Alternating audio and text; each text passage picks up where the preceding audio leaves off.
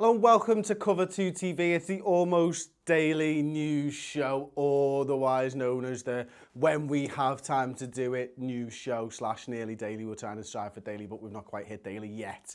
It's NFL news, that's what it's all about. You get the gist anyway. I'm Chris Pajak, of course, and I'm here to talk about a couple of news items. First and foremost, just wanted my little say on the Odell Beckham Jr leg injury. Now, Odell Beckham Jr looks like he's got a sprained ankle as it stands. It was in a preseason game against the Cleveland Browns that was picked up. Now, it was Brian Bodie-Calhoun of the Browns that came in low on Beckham's leg as he was running a deep out. You know, the ball's thrown over, of course.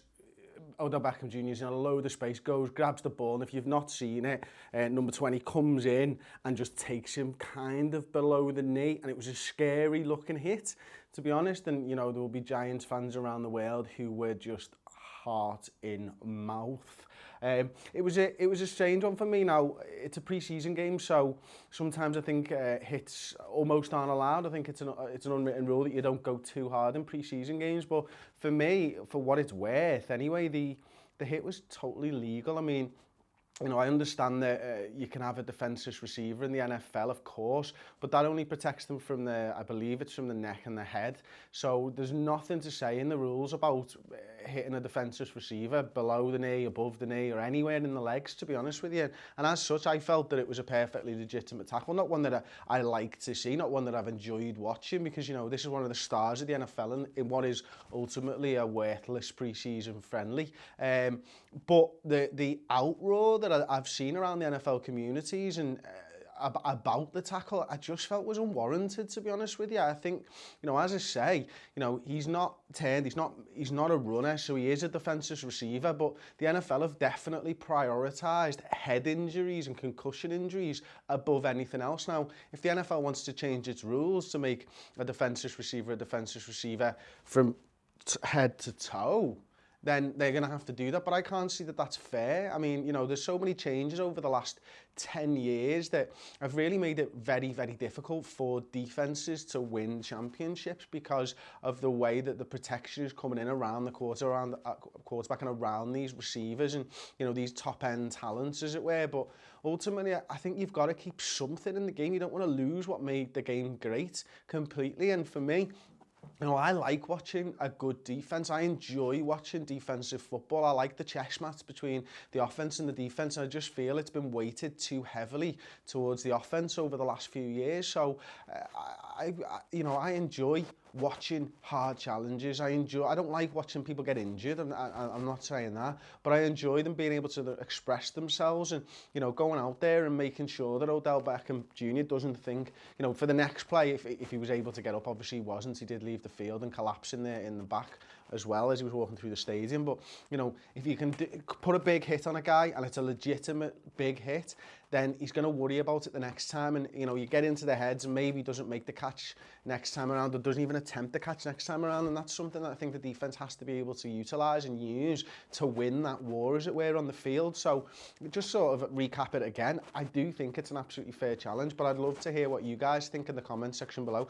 Do you agree with me? Do you think football's moved too far towards the offense and it's weighted too heavily towards the passing game now, such that defenses are finding it harder and harder? Because ultimately, you know, the level of athlete that you have to be able to compete with these now wide receivers, running backs, you know, I mean, it's insane how good you have to be. And, you know, people are going to stop wanting to play if ultimately I think the game is weighted too heavily in the offense's favour. Because how many people want to be a defence? How many people want to be able to try and cover these guys like AJ Green, like Odell Beckham Jr and all the other top receivers, Antonio Brown in the league? And it must be so difficult for them because essentially they're not fighting a fair fight, and as such I think the tackle is absolutely fine. And, you know, there's nothing in the rules for me that I can read into those rules that says that it should be any other way. Obviously I think it'd be remiss of me not to mention the Browns as well. I think it was 10 players kneeled during the Browns, during the singing of the National Anthem before the Browns game. And, you know, again, you know, not my place to say where I fall on it, but I like to see the solidarity there between the teammates. I like to see people standing up for what, or standing up or kneeling for what they believe. And I just wanted to mention just one of the players, of course. It was the Valve.